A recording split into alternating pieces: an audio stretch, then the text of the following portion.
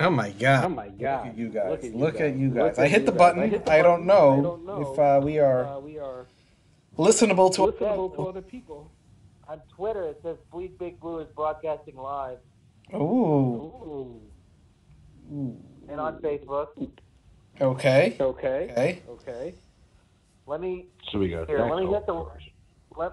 let me hit the Facebook link and see if I can hear anything. There we go. There we go. That'll be the big That'll be test. the big test. Nothing like Nothing like Yeah. a little. No, it's on Facebook, but it's a few seconds behind, so we're good. Ooh. Ooh. All right. Right, So Exciting. so let's see. Let's Let's see. see. Let's see. Let's go Let's through go the through progression. The progression. All right, All gentlemen. right, gentlemen. Everyone deep breath in, Everyone right? breath in, right? Here we go. Here we go. Yeah. Welcome to the Bleed Big Blue podcast, dedicated coverage of the New York Football Giants by your hosts, Marco, J Money, Tim, and Captain Negative. Streaming to you live on YouTube, Facebook, Twitter, and Twitch. Four hosts, they bout to wreck shit like Marco. Addicted to the Giants like it's Netflix and Narcos. The CEO making big moves as per usual. Captain Negative calling everybody delusional. This podcast is number one. Like when you take a piss, so share the link and pass it. Like bitch, you're making splits. And Mr. Make-A-Wish, the sophisticated click. I spit offensive lines now. Tim can take a sip of some beer because he likes the taste of it, right? Don't forget the New York Giants beat the Patriots twice. The sickest dudes eating chips and salsa like it's Victor Cruz. Win or lose, always gonna root for Big Blue. It's true. This a classic show. Tyree, catch it, bro. Play a drinking game while you listen and call it Classico. Take a couple shots. If it's funny, you can rewind. To bleed blue means it's in their jeans like Levi's. Eli, man in the shit, just like a sailor. Captain, we attacking bum rush like Lawrence Taylor. Podcast on point, the sharp as arrows. BBG, stay gritty like Mark Bavaro. All right, gentlemen, everyone listening out there on the internet, you are listening to the Bleed Big Blue podcast. My name is Marco. I am your host. I am not doing this alone. Currently, I see the lines are lit up, which I don't know why you guys are calling in. I don't know if there's anything to talk about, but I have on the line with me, I have Captain Negative. Everyone is dying to talk to, I believe, and we have Mr. Make-A-Wish, gentlemen, good evening. How has your day been? How has your night been so far? Quiet. You know what? You know What's what been going on the last 24 hours? You know what my wish is? Please, tell me your wish. You know what my wish is in my heart of hearts? I wish that Dave Gettleman, in all his glory, would be part of our personal Facebook Messenger chat over the past 48 hours. I don't think you will be able to take it. His actions within the past 48 hours have taken years off my life. And I eat a lot of cheese. Let me tell you, he's too faint to jump into our private messages. He wouldn't make it. He wouldn't survive. Yeah, so it's been crazy. It's been a crazy 24 hours. I'll tell you that much. Just a little housekeeping notes. We're streaming right now on Facebook, Twitter, Twitch, and YouTube, of course. We are in the chats. We got the chats up on the screen. Everyone seems to be liking the new layout. And will you be selling Bleed Big Blue paper bags? Do you think the team is going to be that bad, huh, John May? That's the question. So where do we want to start right off the jump? I mean, the topic of the week. I'm being quiet. Let you guys be my shepherds. The topic of the week is Landon Collins, right? That would be the topic of the week. Right. So what do you say, Marco? Let's recap our understanding of what happened with the Landon Collins situation. Then I think we gotta unleash the captain, right? He's what everybody wants to hear. Do you want my version of it? I would say. we'll do my version, and then we'll let the captain. All right. Give the So captain 5 good minutes. so So 2 weeks ago, 2 weeks ago, whenever the Dave Gettleman had his press conference, he was going over numbers. And he was saying, I want to have at least $8 million to work with in case of injuries and stuff like this. Myself doing the math, I tweeted out, this is not looking good for Landon Collins. They're going to let him walk. Oh my God, I got the barrage of tweets. Fake news. What are you talking about? Like, I'm telling you, do the math. It's not going to work out. They're not going to keep him. Lo and behold, Dave Gettleman lets Landon Collins walk.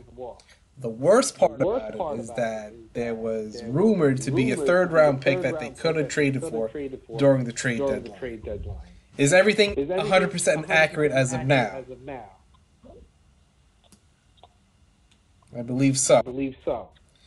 So I'd say you're yeah, it's accurate. So there's also speculation that he could have possibly got a number 1 pick, but I don't believe that. So here we are. No Landon Collins. Eli is still the starter. Vernon is still on the team. There's money to be made. We're talking about a GM who has blown money on Omaha, Omame, all 3 of those guys, Stewart, and we can't find $11 million for our captain of the defensive team when you stated that the defense was the most needed this offseason. So he's just a shithead, man. I'll fix the echo. Is there an echo?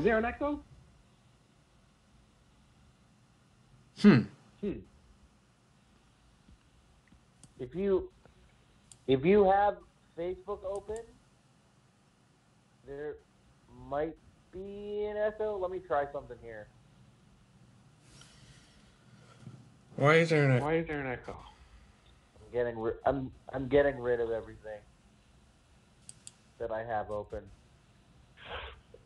All the little chicks with the crimson lips yell, Cleveland rocks, Cleveland rocks.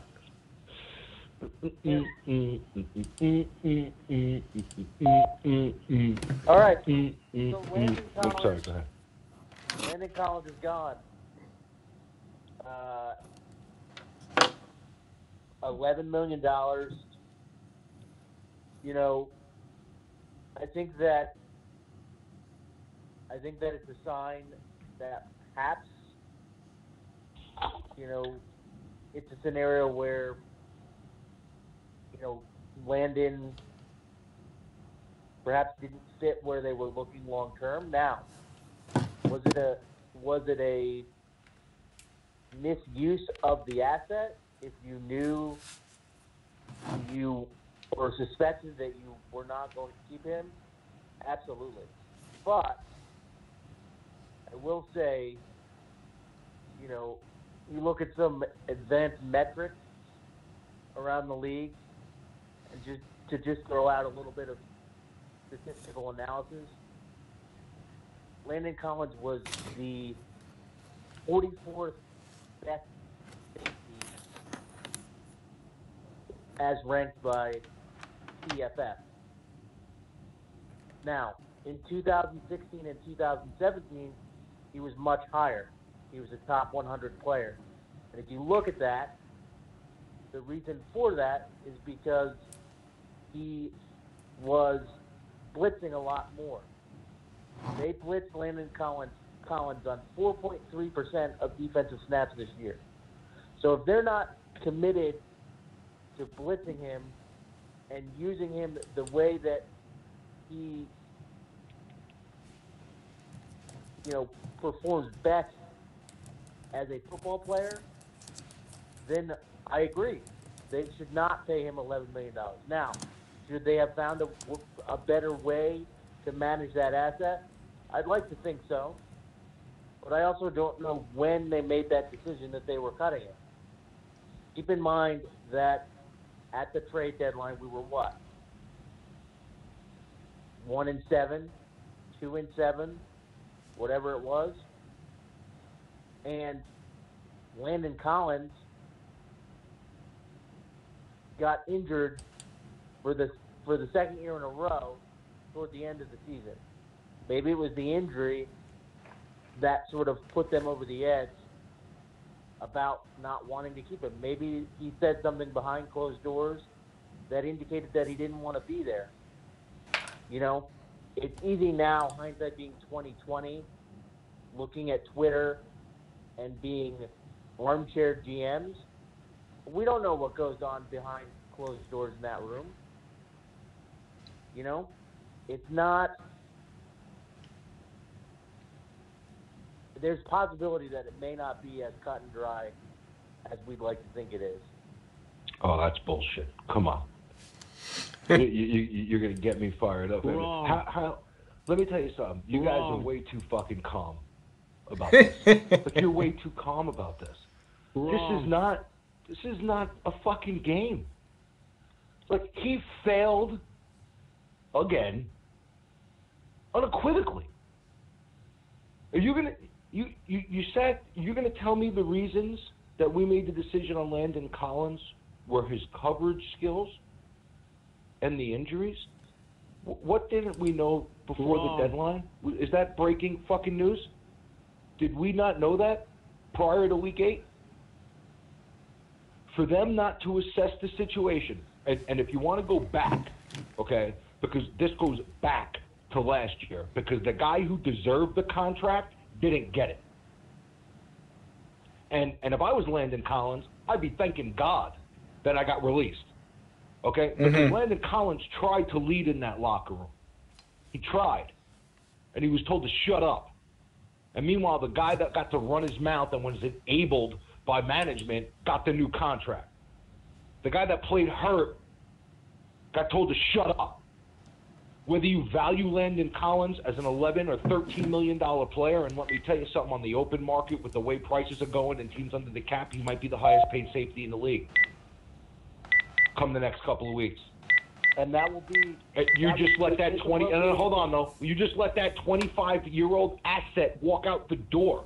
You let a guy that is going to possibly be the highest paid safety in the league leave and got nothing in return for him. You failed unequivocally. This isn't a game. And it doesn't matter if it was a first-round pick or a third-round pick or a fourth-round pick or a sixth-round pick. You failed to gain an asset for a player that you knew you were going to possibly let go.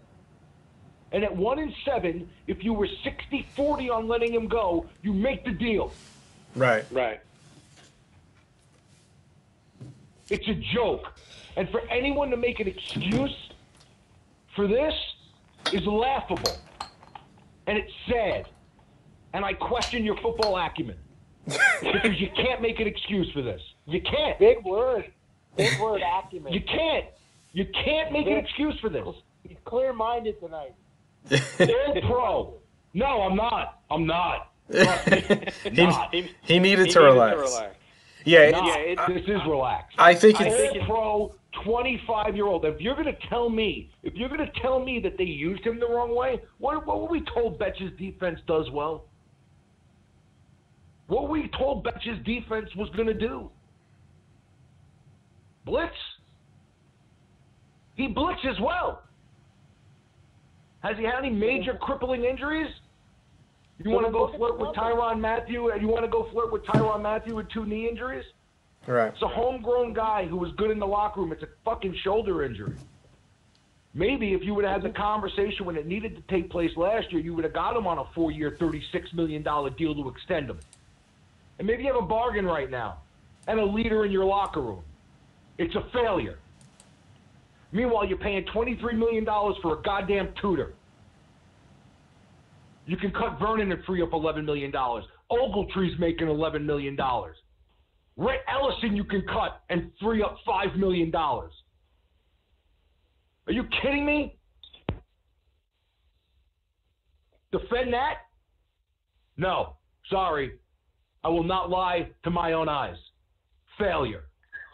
Pussy-coat it, sugar-coat it, whatever you want to do, it's a failure. Live with it. Own it. Next.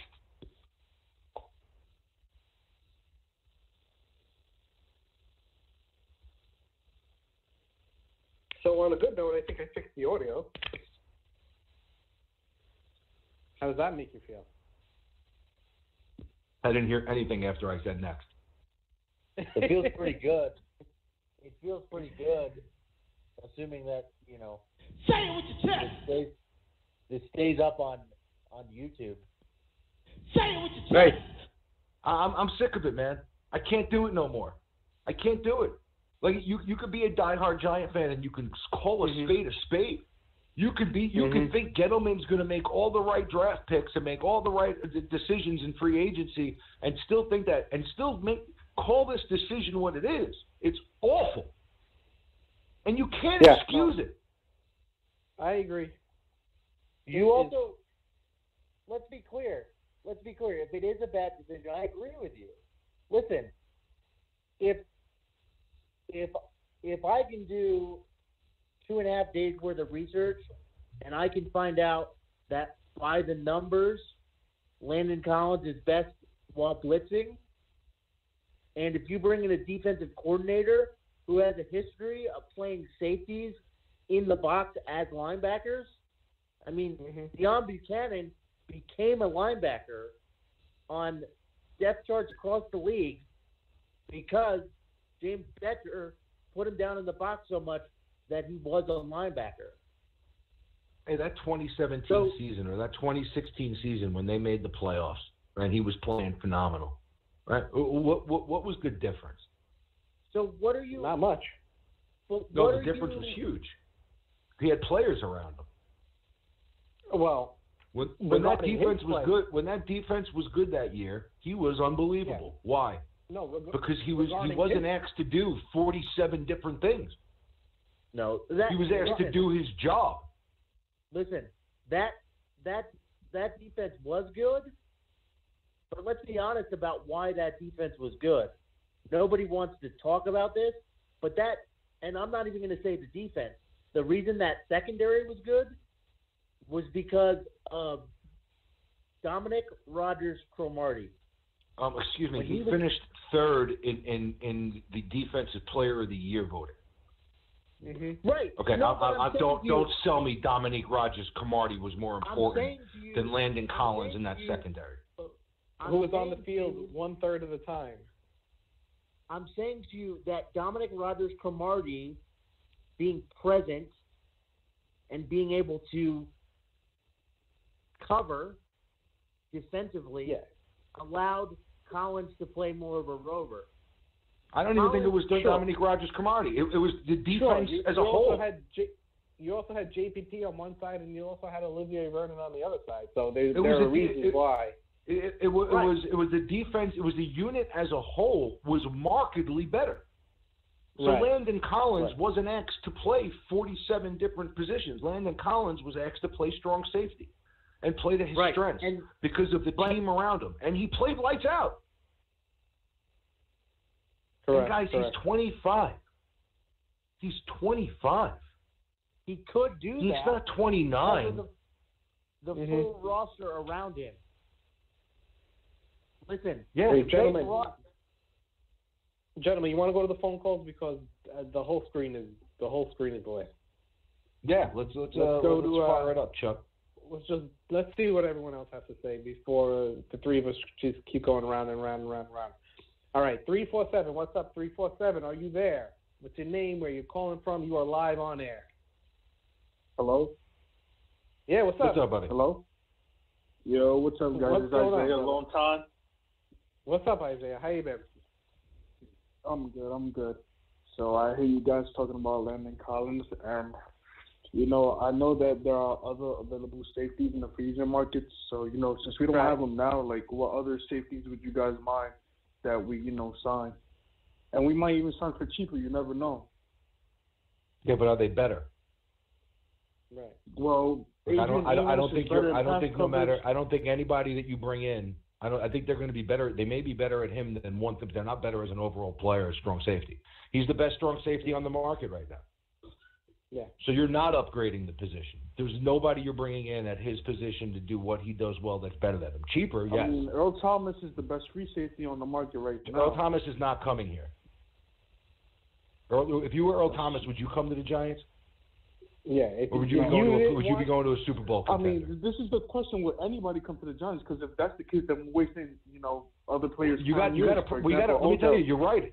You're 100% right. We got a problem because the message that was sent to the league and the locker room over the last 48 hours is not a good one.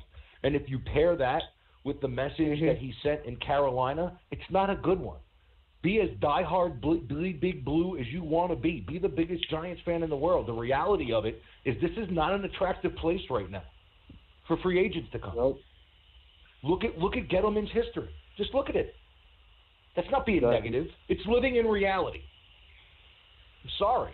If that's so we got a big trade. Not only do we strap money wise. Jenkins, we should trade everybody. That's you want to know why? You want to know why that's right? You want to know why that's right at this point? Here's why it's right at this point. Because you're in a position where you're in cap hell a little bit. You're in quarterback hell a little bit. Okay, your roster as a whole is not good enough to win. And if you're not an attractive place for free agents, okay, then you need to be building through the draft with players who have no choice but to come here and build a new culture through the draft that you make this an attractive place. So I agree with you. I think that there should be a fire sale. But here's the thing. Though, they're late to the party, Isaiah, because the fire sale should have happened at the trade deadline because now these guys don't have as much value because there's other options on the market. If you need a pass rusher, you don't have to pay Olivier Vernon. You can go get a cheaper one. If you need a cornerback, you don't have to pay Janoris Jenkins. You can go get a cheaper one. At the trade deadline, though, you can move those guys. They're months late. Can I say something? Yes, sir. Sure. Shoot. Yeah. So this is the thing I don't understand. This is why I blame everything on the ownership. Why the fuck would you hire Dave Gettleman if he's not even a rebuilding general manager? He's just going to fuck everything up. Get him a ding, ding, ding. Isaiah, ready? Ding, ding, ding. What? The thing's not going on. I don't know what happened. Isaiah, here. Right, we're gonna get ding. There you go. He's right. There you go, Isaiah. That's Boom. exactly correct, Isaiah. Right. Why would you hire Dave Gettleman for a complete rebuild when you're supposed to be in win-now mode? Here's what I'll tell you why. I'll tell you why. And we got a problem from the top. Because they thought that roster was a win-now team. Yeah, they thought it was a win-now team. Yep. They hired Gettleman, and they drafted Barkley, and they sold everyone a hill of beans. And you know a lot of them bought it. I hate to say it, but Ben McAdoo was right. I hate to say it, he was right. And you know what's crazy? We were all fucking blaming shit on him. Not me. And the fact that he was wrong about benching Eli Manning, and then look at the situation we're in now. Look at the situation we're in now. Now we want Eli Manning to get cut, which is crazy. Not all of us. Some of us were right in lock and step with McAdoo. So frustrating to be a Giants fan right now. Isaiah, we feel you. I'm going to throw you on hold, and we're going to get to the next guy, okay? 18 months. All right, ready? It's your boy Mara, James. It's your boy Mara. 984. Hey man, it's the truth. Hey guys, what's going on? What's going on? What's your name again? Where are you calling from? It's Paracelli. I'm calling from Raleigh. I talk with James online. He's speaking my heart right now, so I'm hot. Hey, and we started off enemies. We started off in a bad place. We've bonded. We've connected over the recent dysfunction. Yeah. Yeah. So, just to kind of reiterate how on what James is talking about, my whole thing is I watch from the outside looking in. You guys obviously have a perspective. Everybody sees what's going on. The thing that I'm confused about, and hopefully you guys can kind of touch on, you look at the roster as a whole, and this team is void of talent everywhere. I mean, you have Saquon, you have two linemen that are competent. One of them is old and overpaid. One of them is young and hopefully going to get better. And then you have Beckham on the offense. And that's basically it. I mean, Ingram is hit or miss as of late. I mean, he has games you see him, he looks good. At games he's not. Shepard, okay, yeah, he looks great, but he drops balls. Okay, that is what it is. Defense, we suck. We're terrible all over the place. So my question is, you look at this roster, they're bringing back Eli. They cut Collins for whatever freaking reason. I agree with James. Exactly what he said is verbatim what I've been thinking. I don't care if you were going to get a 5th-round pick. Just trade the guy. Get rid of him and get some sort of asset. You can take 2 5th-round picks and maybe that bum OV and trade him to some team that needs a pass rusher, and then you can move up into the 3rd round or the 2nd round. So my perspective from the outside looking in, you say, what is the direction of this team? Because they don't have a direction. Every week, every 2 months, it's like, oh, we're rebuilding. Oh, well, no, we're not, because that move right there is not a rebuilding move. And I just can't, for the life of me, put my finger on what the hell is going on. And, I'm a big Odell fan. Obviously, James knows that. But it's at the point where it's like, well, just trade away all your good players and get picks, because it doesn't make sense what you're doing. You're going to let Eli run this team into the ground, and nothing's happening. Like, it's awful. Well, and I got to watch this. Here's the thing, dude. Here's my question with that, though. And this is an honest question for everybody that champions that cause, right? So say we trade every player that we have that is worth anything, and we say it's a true fire sale. Whatever you're willing to give us, we'll take once we hit a certain deadline. Okay? Mm-hmm. Then you have 0 building blocks. Yeah. You've turned everything over to Gettleman, who we've already said in the first 30 minutes of this show that we have no confidence in whatsoever. Well, wait a minute. Hold on. Hold on. What is the one thing Gettleman does well? He drafts. What is the one thing he does well? What is the one thing that Gettleman does well? Is evaluate. Jimmy, don't tell me that you think that he knows. Don't tell me that you think that. I think he's a horrible GM, but I think he does evaluate talent well. What he should have been is the head scout. Louis Riddick should have been the GM, and Dave Gettleman should have been your head scout. Because when it comes to evaluating talent, the guy's incredible. He'll get a 4th-round pick right tackle, and he'll be starting. No one ever said that his evaluation of Barkley was incorrect as an individual talent. No, I had a problem with where he took him with the roster that we had. That's bad GMing, in my opinion. But when it comes to evaluating college talent, he could do so. Did he make a dumb fucking move, bringing in Jonathan Stewart as a tutor? Goddamn, yeah. Bad GMing. Right. Did he make a good pick, getting Lorenzo Carter and Will Hernandez? Yeah, he did. So how do I play that to my advantage if he's my GM? I trade my assets and I acquire picks. And you get more picks. And I let the guy do what he does well. If you don't have any building block, if you don't have one guy that you believe in, you acquire them through the draft. You have Saquon Barkley. He was touched by God. You just told me. We're going to start here. He was touched by God. Then he's got to hit on every. What if you get a quarterback in this draft? What if I end up with Haskins? That's not a building block. But God forbid they draft Haskins. Okay, let's play devil's advocate, and he's not the guy. Then we're screwed. Then Barkley and Odell. I disagree with that. I think that if you take the hit with the guaranteed money, just like the Cardinals did, okay, you put yourself in a position where that cap number now, it's not killing you. Okay, and if over the next 4 to 5 years you evaluate that guy and say no good. You see, where you're in trouble after the rookie quarterback is the second contract.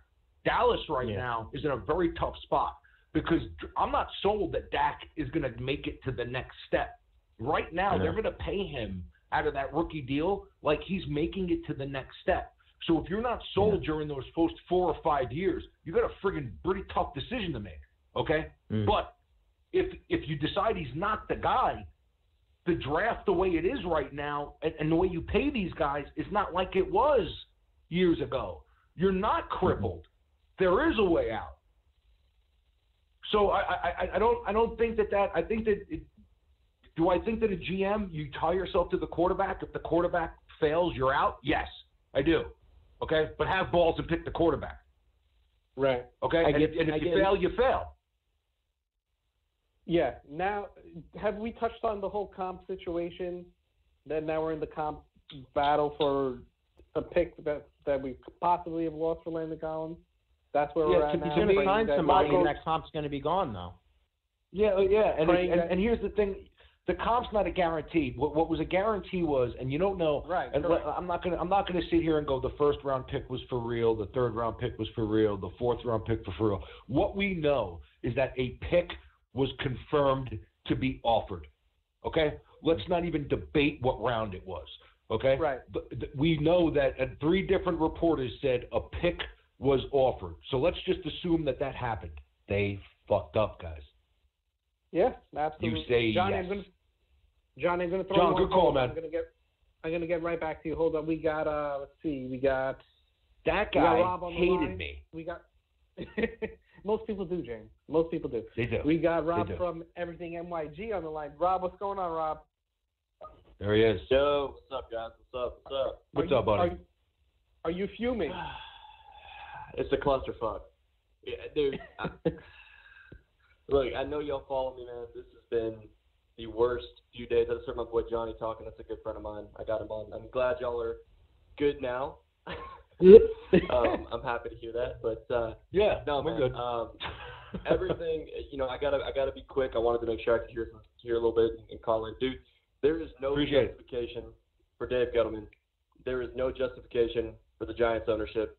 And there is no justification for how much of a clusterfuck this team is. How do you let, like you said, a pick was offered, whether it was the first, second, third, fourth, fifth, sixth.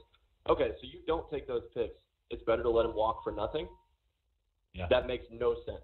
So you run into a situation where you can get another pick, right, even if it was a fifth-round pick, and you get look, we don't have any safeties.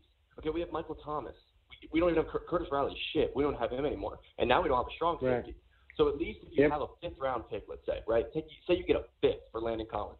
You draft somebody that you even want to take a chance on. It's better than having literally no one, because you let go of Andrew Adams. You let him walk to start a high school free safety in Curtis Riley, right? So you let him walk, and then he has 4 interceptions with the Buccaneers, and he's a free agent. They're not using their tender on him. They won't pick him up, though. What they'll do is they'll go all in on someone that's not as good as Landon Collins and a lot older, right, like Chris Conti or somebody like that. Well, Mike Adams. Is Mike Adams available? Yeah, I think Mike Adams is like coming. that. Right. It'll be somebody like that, and it'll save them maybe what? It'll save them 11 when you can save a lot more. I made a video the other day. You can cut Eli Manning, save $18 million, give Landon Collins the franchise tag, and have another 7 from what you didn't even have before the cut with a franchise tag on Landon Collins. And it doesn't, even if, look, everyone is justifying this right now because they're saying he can't cover. Fuck that. That's not his job. That's what he was forced to do because we were too incompetent to ever give him a free safety. So we had to play him as a cover safety. We had no choice. We had to blitz him because we had no one to blitz the quarterback. We had to play him in the box because there was no linebackers. So even with that, he was one of the best safeties in the NFL, right, doing all of those things. He should have been Defensive Player of the Year, and you let him walk for nothing. Not even a transition tag. Not even, and that doesn't look. We all knew Gettleman, and I'll shut up in a second, but we all knew, man. You're good. That Gettleman is terrible in free agency and great in the drafts, right? But when you're making moves like this, if he doesn't have an incredible free agency, you can have a great draft. This stuff is the stuff that sticks out. Because 9 out of 10 fans don't know what a good draft is. They don't know what good players look like. They just know what the reporters tell them. So people like us, we know, right?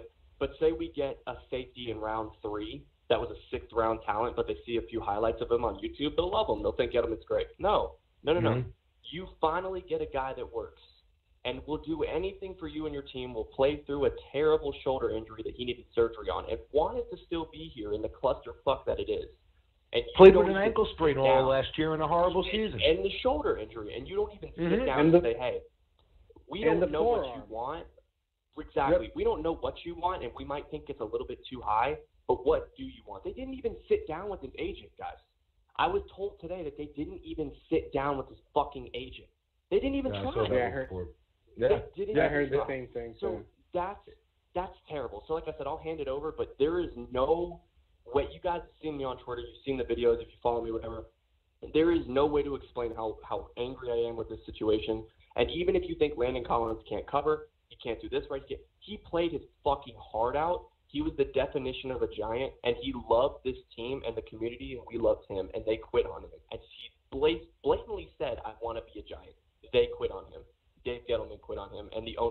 on him. And for that, we all quit on him too because we had no say in it. So fuck the Giants. Fuck the ownership. Can we get something together? Because I'm really tired of being a fan of this incompetence, bro. And that's about Well, I got to tell you, there are people who have gotten in contact with me who have taken this storm the castle thing pretty literally, and they want to go on draft night and they want to tailgate in the parking lot for draft night, and they want to bring torches. Go to the now, castle? I don't need to get arrested. All right, that's my thing. Is I'm not trying to get arrested with torches. Like I go as a joke, but let's not. I don't want to cause a ruckus. I'm too old to cause a ruckus, Rob. Fires, all right, we won't light any fires, but we'll put Eli Manning jerseys on the top of our torches, and we'll just run with that. All right, you know what? How about that? We got an idea. This could evolve. There you go. So it's fuck the Giants, fuck Eli Manning. Please kill me. Please kill me. You're all right, buddy. We're gonna Gettleman is gonna trade OBJ, and we're gonna start anew. Yeah. Oh, all right, thank you. Let's see. Oh, still going. Good call. Still going. How about that? Those guys calling in. Good shit. Ready for the next one? Good. Who else is calling in? 94954. What's going on? What's your name and where are you calling from? Hey guys, Dominic, Florida. Hey Dominic. How you been, Dominic? Hey.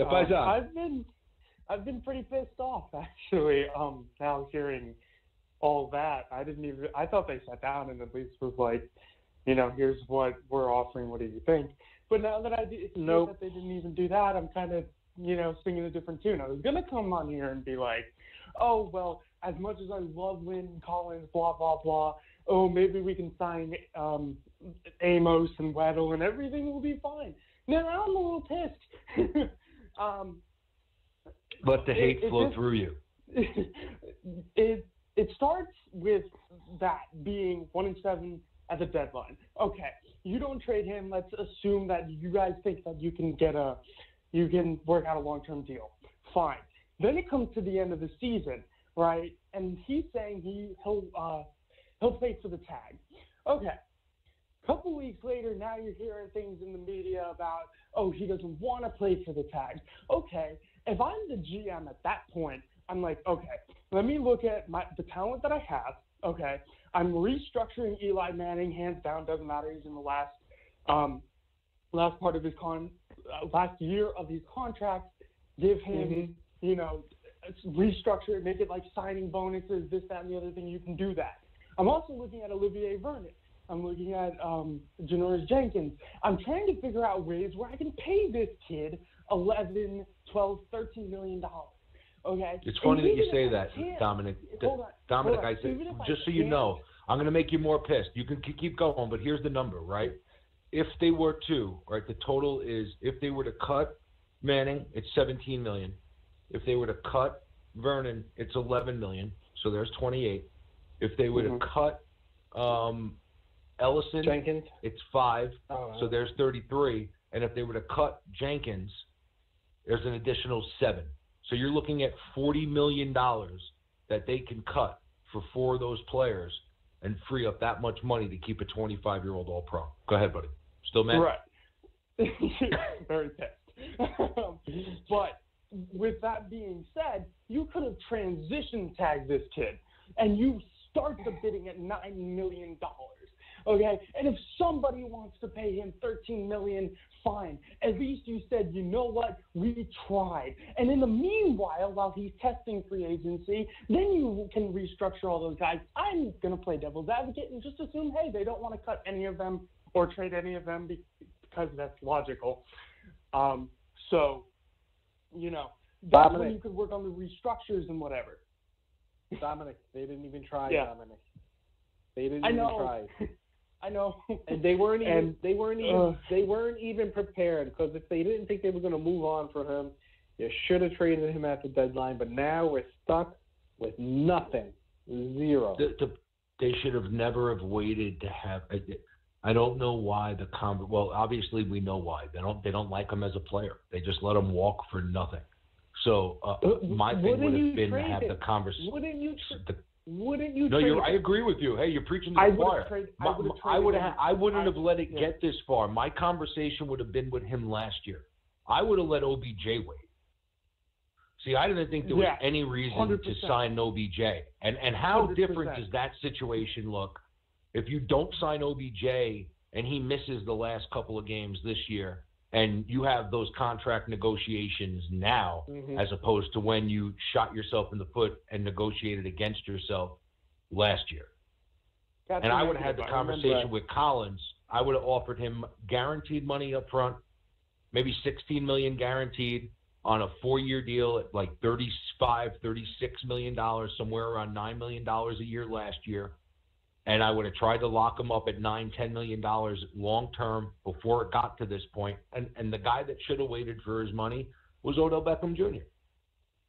All right, Dominic, I'm going to throw you on hold. We got full lines. We're going to try to get to everyone. Ready? 347. Full lines. People are fired up. We're like 10 in. 347. What's going on? What's your name and where you calling from? Hang on hold if you guys are there. Hang on with us. We'll get to you all. 347. What's up? Hey, what's up? Hello, you guys can hear me? Yeah, buddy. I can hear you. Wait. Yeah, man. This whole situation, what really pisses me off is we traded Landon Collins for nothing. Correct. Then we're keeping Eli Manning. For and everything. my question is, what benefit does Eli Manning pose to this team? None. Can you guys name me one? None. Especially if the quarterback is Haskins, because that kid is ready to step in and play day one. So he can mentor a quarterback. A mentor does not cost $23 million. This is his final year. Get rid of him. Play the backups. Anything Eli Manning could offer us, we could get it for cheaper. Even Kyle Lauletta. If we want to lose, play Kyle Lauletta. I honestly wonder what Eli thinks of the situation. There's no reason to keep Eli Manning on this roster. I'm with do you you, think man. Eli's pissed that they let? Do you think Eli's pissed that they let Landon Collins go, or he doesn't care? I don't see how you wouldn't be if you're Eli Manning. Your dad came out after the season, and said that your team needs to win, and I don't see now how, he's going to be the best free agent. He's the best free agent safety on the market. Like I don't see where you can upgrade. Now, if you're telling me you're going to upgrade by bringing in 2 players for that amount of money, okay, who are the 2 players? Why are they free agents?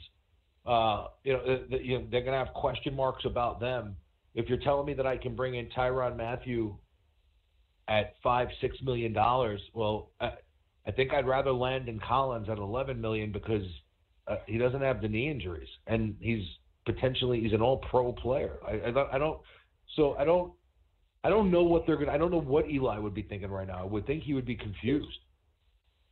Relax. Relax. There he is. Get fucked up, bro. You're like numb. Here's the thing that I want to say just quickly in reference to the discussion about what you're going to do with that $11 million. And Jimmy, you hit it on the head. I think the plan has to be that you're going to try to utilize that capital to fill multiple holes. And to take it a step further, if we look at Gettleman's history, remember in Carolina, Gettleman didn't pay Josh Norman. He didn't pay him. He franchised him, and he rescinded it before he even had to Landon sign it. Collins is not Josh Norman. He actually franchised him, though. I understand he that. actually franchised him. What I'm saying is that the GM as a whole has a history of not valuing that position or that position set. And so here's my thing. I don't think I think if you're telling me that you could bring in, if your team is Super Bowl ready or a team that's late in the playoffs and you're trying to piece together the couple of spots that are missing with a value by cutting one guy to pick up 2, then fine. They are. You cannot. Let me tell you something. Ogletree, Vernon, Jenkins. Okay, those guys can go.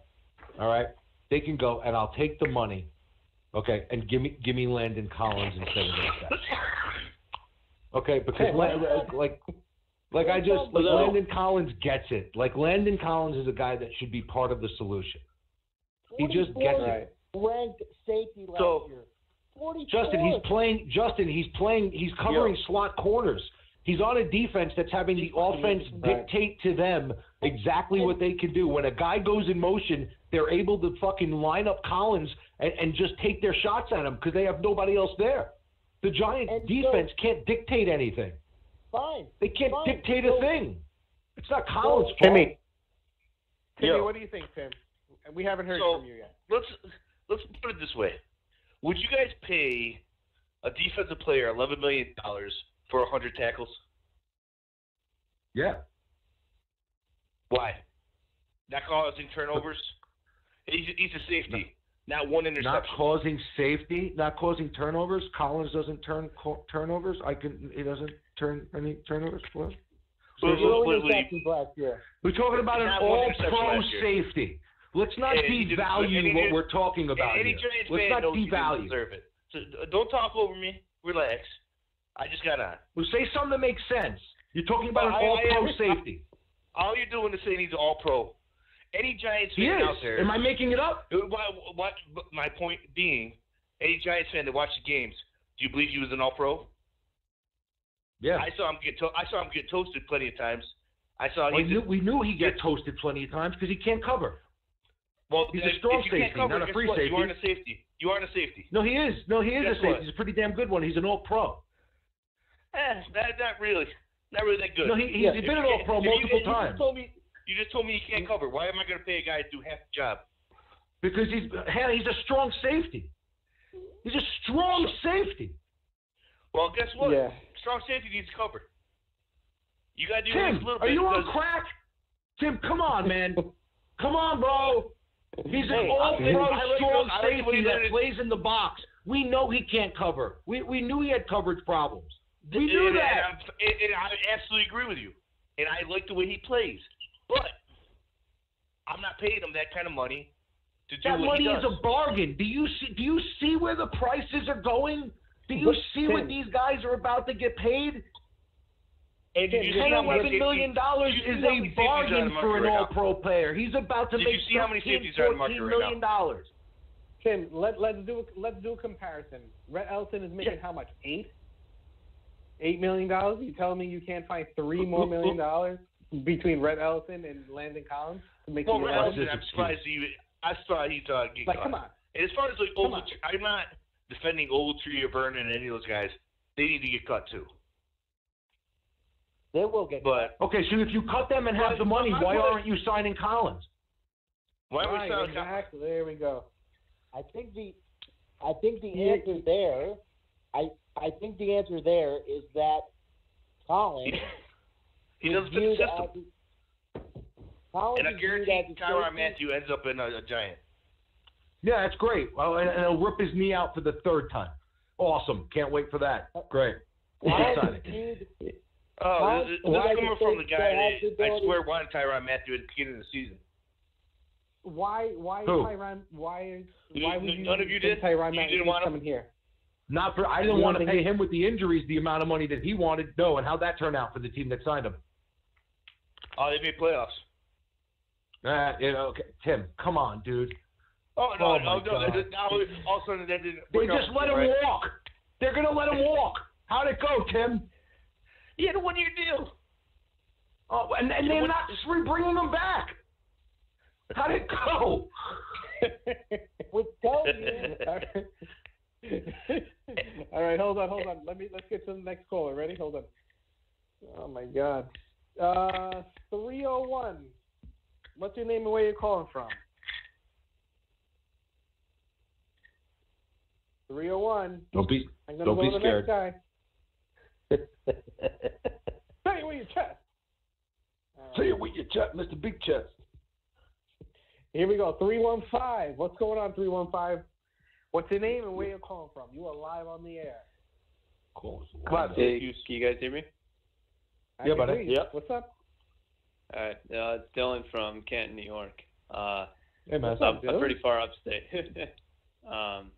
Is that up by like Cobleskill? Where is that? No, that's way up, like an hour north of Syracuse. Oh, okay. Actually, no, 2 hours north of Syracuse. How cold is it out there right now? Wait, about that's Canada. 5 degrees. Isn't that Canada? Close to 5 Canada. Yeah, degrees. I mean, I can almost see it. How about that? Yeah. Good for you. How about that? Good. Okay, what's up, buddy?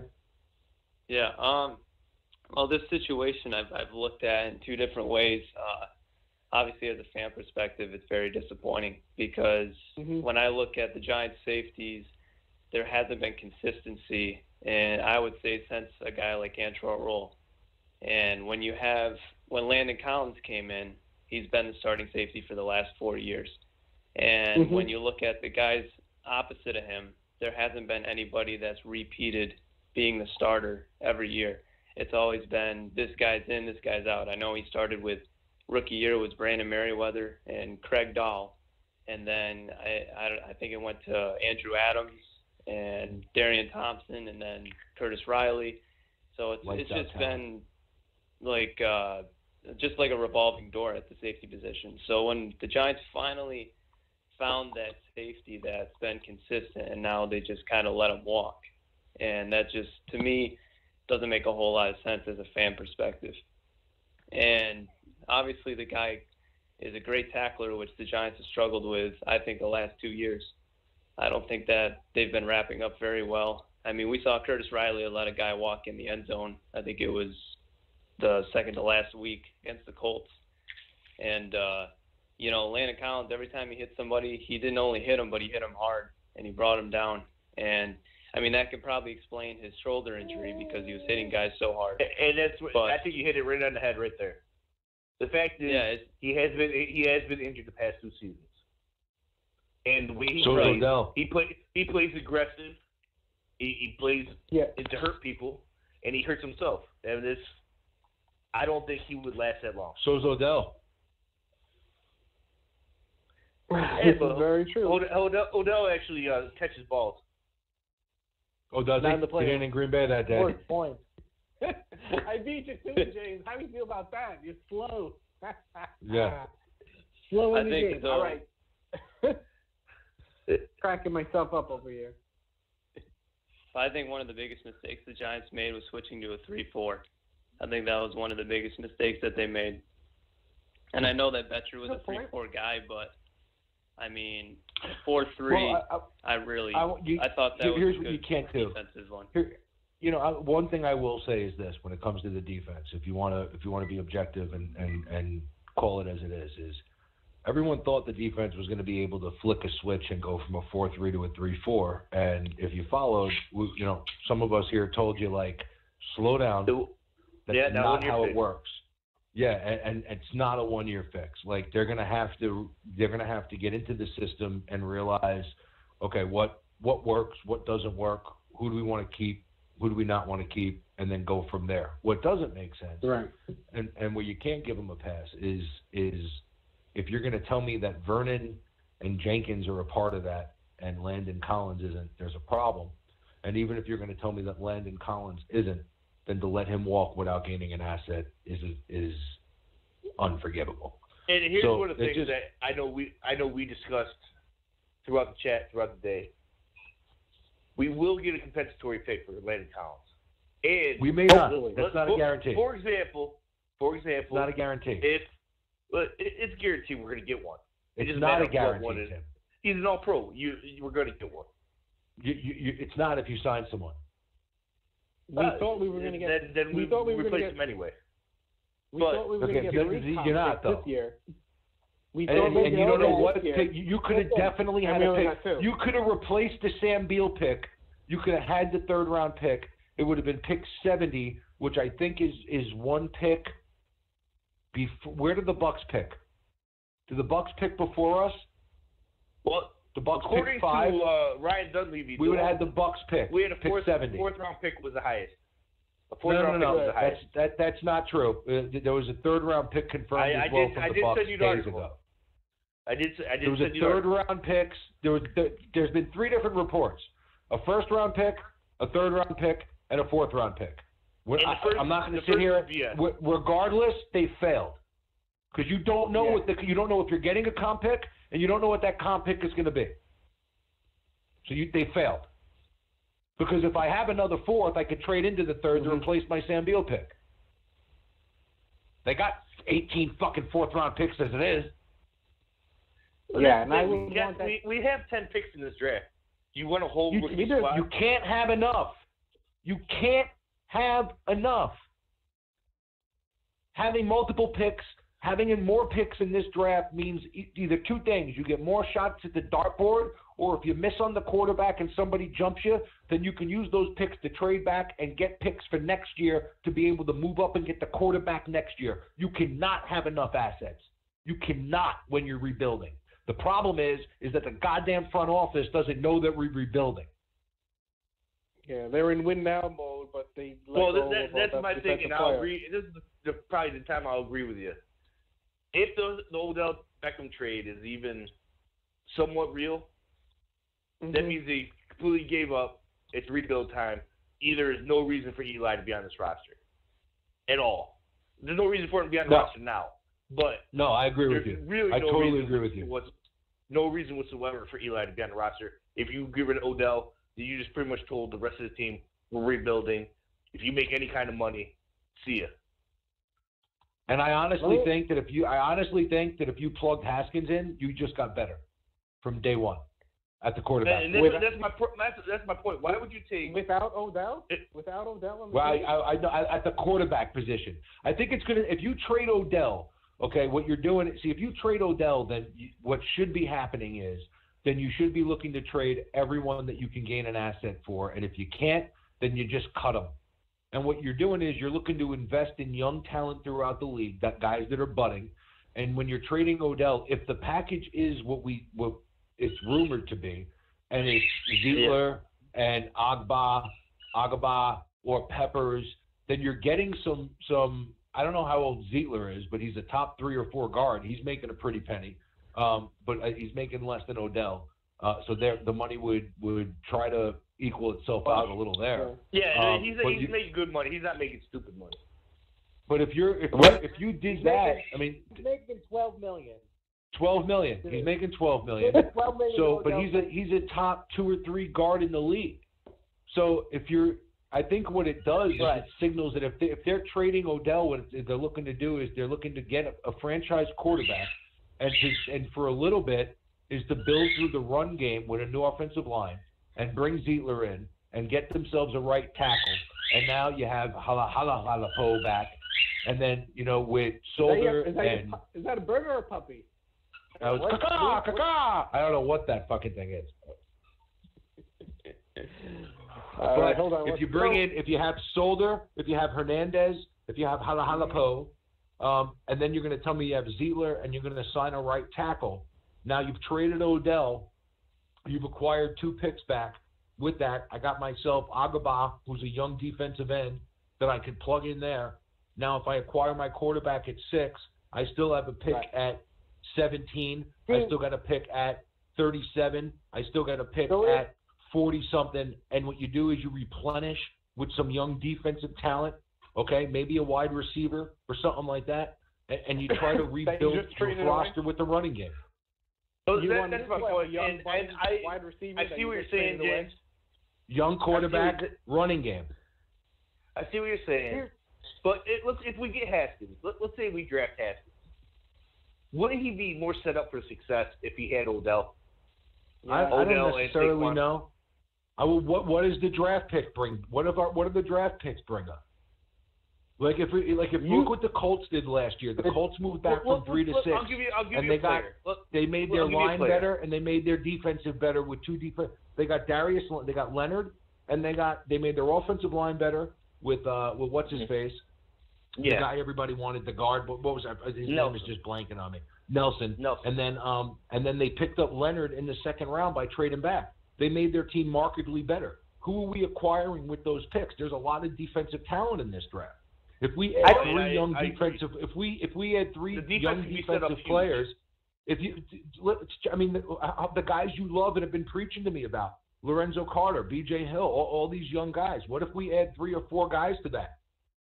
Well, yeah, I understand. What if with the $40 million that you cut Jenkins and Vernon and Ellison and Eli Manning, what if that on top of what you have, now you're at $60-70 million? What young talent can I bring in to accompany with those picks? And now I have a young quarterback that I feel is an immediate upgrade from Eli Manning. I feel with a young team, he'd be a better leader than Eli Manning. And there's a chance that you would see that resonate throughout the team better than a guy with Eli Manning. You have Barkley, who I have my problems with where they took him, but as a player is unbelievable. And you see him on the sideline with his teammates. He's a leader. So now I've eliminated the distraction of OBJ. I've got myself a solid offensive line with an upgrade at the quarterback position. I have enough wide receivers where Haskin, who's a guy who does not like to lock in on one guy, he likes to look at the field and distribute the ball to different players based off of the defense and the looks that he's getting, okay? So now I've got myself a running game, a cerebral quarterback that can make looks to not high-profile guys that are just running routes and getting open for the sake of the team. I'm not pressured to get the ball to anyone. And I got my defense markedly better with some young players through the draft and some guys that I was able to pick off, some young players through free agency and bring in here to make my roster better. Guys. Justin, 2 to 3 years. What did you want to throw in there? You're good. So I was thinking about this afternoon after we had our discussion. And listen, I'm not going to get into it here because it's going to derail the conversation. I think that you have to be 1,000% sure in the package that you're getting if you're going to trade a generational talent. With that said, if I'm going to trade Odell Beckham, I think that I would rather have, considering that we just cut Landon Collins, I think that I would rather have Julius Peppers in that deal along with Jabril Peppers. Jabril Peppers, I'm sorry, what did I say? Julius Peppers? Jabril Peppers. Julius. I think I would rather have Jabril Peppers in that deal only because this draft is heavy in defensive end. If I'm getting a first-round pick and I'm not having to give up 6, and say I'm getting a second-round pick, Justin, if Agaba is so good. He's got 12 sacks. He's got 12 sacks in his career. He's a baby. What you're looking for, look at his progression. Look at his progression from 2017 to 2018. What I'm saying is. Yeah, I'd rather take Peppers as well, but in a rotation. You can put him in. Mm. You can put Peppers in. I don't want to trade. I don't want to trade Odell for a rotational guy. No, what I'm saying is he projects to be more. You're getting the second or third best guard in the league. You're getting a first and second round pick as well, and you're getting a guy that you're looking at a guy like him as you're getting for upside. He's going into his 3rd season. He's a baby. And then I'm getting. Actually is the drawback. The fact is, Ogba's going into a 3rd season where I'd rather have a pick, get a quality defensive end, than I have him for 5 years. No, I'm sorry. I think that kid. I think that kid's going to be a really, really good player in the next 2 to 3 years. I think he's a double-digit sack kid. I really do. I like that kid. You can get. You know what? I have no problem with the kid actually, but 2 or 3 years. That means we got to pay him big. Yeah, 2 or 3 years you're going to have to pay him again. All right, let's get 2 or 3 years. You worry about it then. So let me get to the next call. Ready? Hold on. You trade for Peppers and Ziegler. You sign Darrell Williams. You draft another stud offensive lineman with the picks that you have. So now you've overhauled the entire offensive line in 2 seasons. Yep. You also have the extra picks from the Odell deal to take players in the skill position that is deep in this draft, and that's defensive line. So Ogba's a good player. I agree with you. He's on the rise. But not like he's played in his first 2 seasons, and I'm looking at him. I'm saying he's a generational talent that I can't find elsewhere. There's players with talent in this draft that you could take with picks that you would get for trading Odell Beckham, and they would have the same ceiling that Agba has today. That's what I think you guys are settling. What happened to 2 number ones? And now you're going for fringe players. I don't think you're getting 2. I don't think you're getting. I would be asking for it, but I don't think you're getting it. I don't think you're getting it. I don't think it's happening. I'm on the record for anybody that will listen that I firmly believe, because of information that I have, that the Giants have put the gauntlet down and said, if you want Odell Beckham, the price starts at 2-1. So listen, they also said that the price started at a second rounder for Landon Collins, and I don't think they got offered a first. I don't believe that. I think what ended up happening is they got offered the third or the fourth. Let's get to the. But come on. I mean, you can ask for 2 first, but if he's that much of a pain in the ass and it's reported throughout the league, teams know that. So you can ask for all you want. It doesn't mean you're getting it. And if he's that much of a pain in the ass, like it's reported that Shermer can't handle him, then your hand's forced. If you're going to trade Odell Beckham, I'm setting a price and I'm getting what I want. What if the reports are correct that he's a problem in the locker room and Shermer can't handle him? The fact is Antonio Britt and a team is sitting there going, I'll give you my first and second this year there you go. So here it is. I'll offer it to you right now. You're telling me you want 2 firsts. I'm telling you right now, right? And if we're going to play this game, then accept the fact that he's a distraction in the locker room, okay? And the fact that Shermer it reported that he can't handle him in the locker room. So you know that as the Giants GM, and you're asking for 2 firsts, and I come back to you and I go, listen, buddy, fuck you. I'm not giving you 2 firsts. He's a pain in your ass. He's been a pain in your ass for the last 5 years, okay? But I understand it's Odell Beckham Jr. I'm going to give you Zietler, okay? So you're going to get one of the top 2-3 offensive line. You like Hogmolly's dad? I'm going to give you one.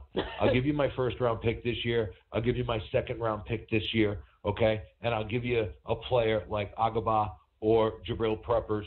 Take your pick, which one you guys want out of that, okay? And I'll give you my first, my second. I'll give you the offensive lineman that you need to put that shit that you got over there called an offensive line together.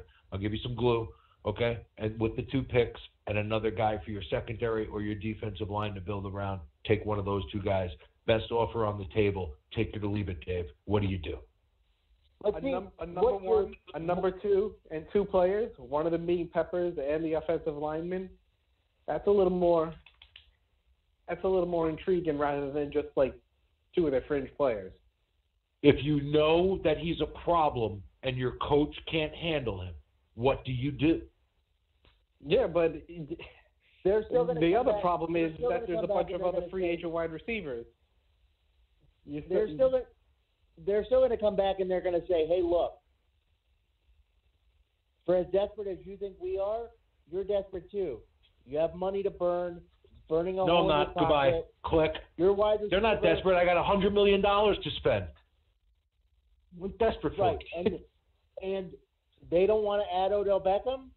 Listen, what I'm saying to you is that if they're willing to consider a 1, a 2, Ziegler, and Peppers, if Cleveland's willing to consider that, then you say, if you really want him, the price is the 1 this year, the 1 next year, and those 2 players. From a draft pick grading standpoint, the way that they view draft picks in the NFL, the second-round pick this year and the first-round pick next year are extremely close in value. And so if I set my price until next year comes, if I set my price at 2-1, then that's what I'm going to go with. He's a generational talent, and he's a pain in the ass. I know we don't want to hear this. But don't think for 1 second that the Giants aren't thinking about this. He sells tickets. Mm-hmm. Your coach can't handle him. If you're telling me the owner and management is more concerned about tickets than the coach not being able to handle him, you have a problem. You know who else sells tickets? The wrong thing matters. The fan base. You know who else sells tickets? Saquon. Right, but listen. Your coach can't handle him. How did it go today? Allegedly. And they released Landon Collins, who isn't even. If you're in the front office and you know your coach can't handle the player, and the player is a distraction, stop making excuses. How do you not take that deal? He's a cancer in your locker room. When did this report come out that Trimmer can't control him? Go look it up, Tim. Do a little research. It's a Twitter report. I saw it 4 days ago. It's from a verified report. It was the reason why all these people. There was the reason why Glazer and Peter King and all these guys are saying, "Where there's smoke, there's fire." It came out after Glazer doubled down on saying that they were definitely going to trade him. That is probably a little longer than 4 days ago. I saw it though. All right, let's so in the last month, two things you guys choose to ignore. Hey. Herzlich calls him a distraction, and that. My favorite Wake player, up. Mark Herzlich. Not my favorite player, but it's a guy that was in the locker room that came out and from a verified source and said he's a distraction. Mark Herzlich, who didn't do shit for the Giants while he was playing. Yeah, Mark Herzlich. He was there. He was there. You know what? He was there. What did the training staff say? Because they need more than the Mark Herzlich does. Okay, right, Tim. Tell yourself what you want to tell yourself. Keep making excuses. Put his fat head up on your wall. The guy that takes out the garbage in the stadium has more stadium. Yeah, everybody has more to do than Mark Herzlich. We don't listen to them. We don't listen to reporters. All right, because whatever they say about OBJ is made up. You fucking jerk off yourself in the wind. Absolutely correct. Absolutely correct. Ready? Here we go. Oh my God. 917. What's going on? You're on the line. What's your name? Where are you calling from? Oh, this is me. What's going on? Ancho, what's going on, Cap Negative? What's up? All the time. Yo, I just want to say something. So, I'm an Odell fan. I like Odell, but I understand he's a headache, and I truly understand. But at this point right now, I can't blame Odell for this garbage-ass fucking quarterback who can't throw a fucking 20 goddamn yards. I am so pissed right now. I am so pissed at Dave Gettleman. And I was a Dave Gettleman fan. Now I can't stick up for him. You do not let Landon Collins go when you got this sorry piece of shit that can't throw for 20 fucking yards. Are you kidding me? You got to cut OB. You can't do that, man. I can't defend him this time. And I was like, I used to go at Cap Negative about Saquon Barkley. I watched Penn State, and I was like, I thought it was a good pick because I didn't trust none of the quarterbacks besides Baker Mayfield. So I was like, you know what? Pick Barkley. Fuck it. You know what I mean? Just go with it.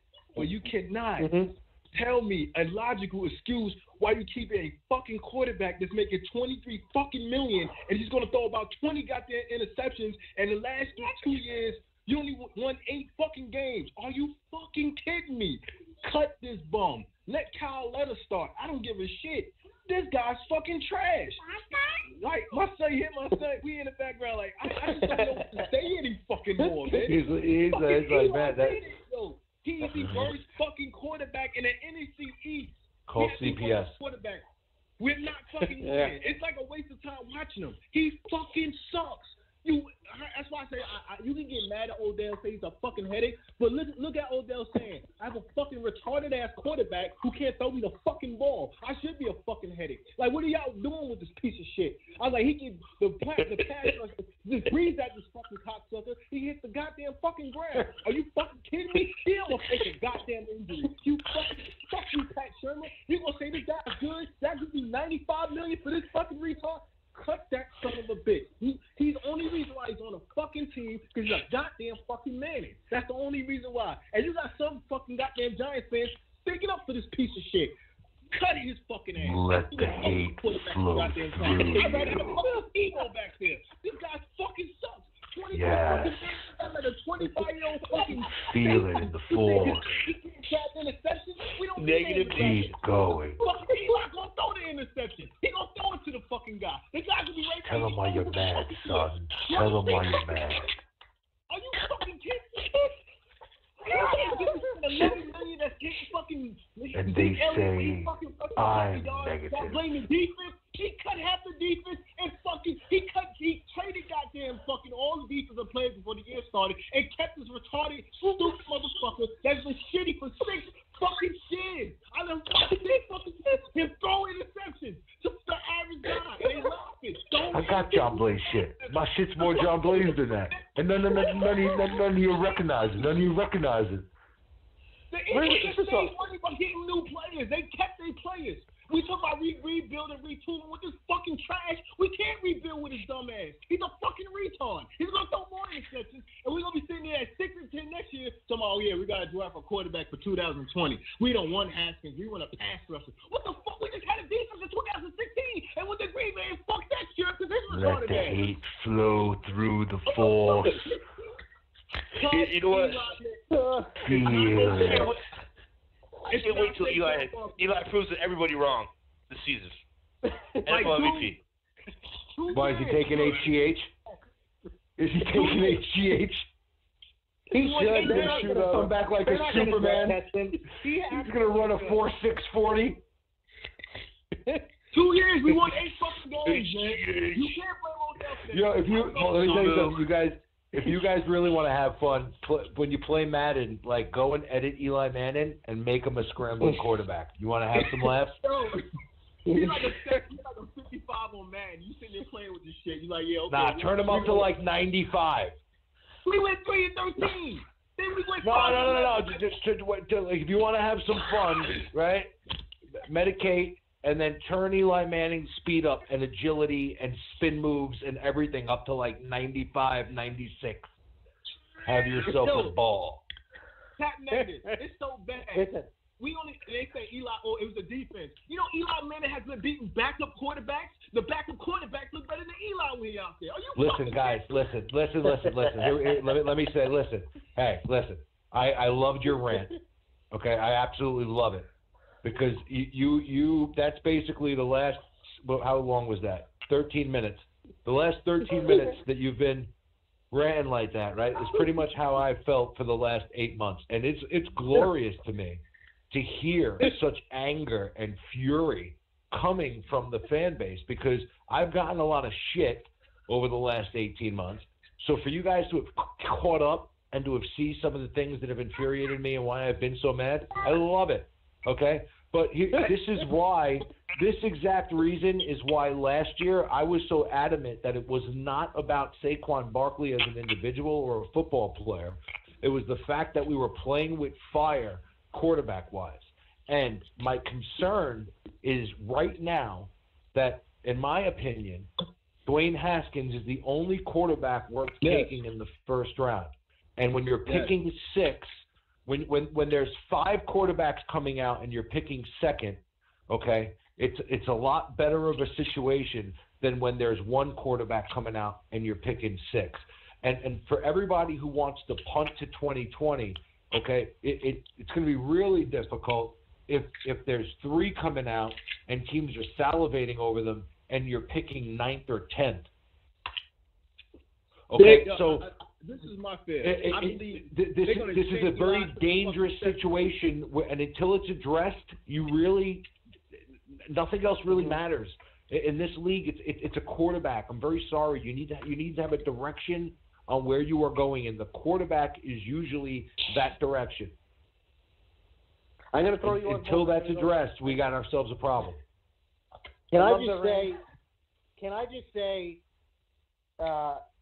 That was the best call that we've ever received. Ever. I want to get the censor button and like just put that call out with the censor button, so all you hear is beep beep beep. Oh, you would, yeah. That's what we got to do. We should replay that next week with the censor button. Oh, that'll be so funny. I threw him on hold. We'll come back. Hold on. Let's go to the next caller. It's 570. What's up? What's your name and where you calling from? Yeah, try to follow that guy. Hello? Yeah, up, we're buddy? giving you a tough follow. What's up, brother? You guys hear me? Yeah, we can hear you, man. What's up? My name's Freddie. I'm calling from Scranton, Pennsylvania. Scranton, Pennsylvania. Scranton, Awesome. Pennsylvania. Have you been to? Have you ever been to? What were some of the bars in? They still have Tinks and Flashbacks in Scranton? I have no idea. I was on here for about a year. I'm originally from Jersey, Central Jersey. Ah, Jersey boy. Where in Scranton specifically? Do you know where Andy Gavin's is? I'm not too familiar with names, but I know Dixon City. You hear that? It's kind of like right next to Scranton. Oh yeah. Dixon City, where they got that the little Viewmont Mall there. Listen, there's a place. There's a place in Scranton called. Look it up. It's a place called Scranton called Andy Gavin's. Gavin. Used to have some of the best wings in the area. Check it out. I just hooked you up. Go ahead, buddy. Yeah. Boom. City living here, they don't know. I hear you. What's on your mind? So what I wanted to, if you look at the situation we're in now, I love Saquon Barkley. Okay, like I love what he brings to the table, the leadership, his play on the field. But you look at what we did last year. You could have picked a quarterback. Okay. There we go.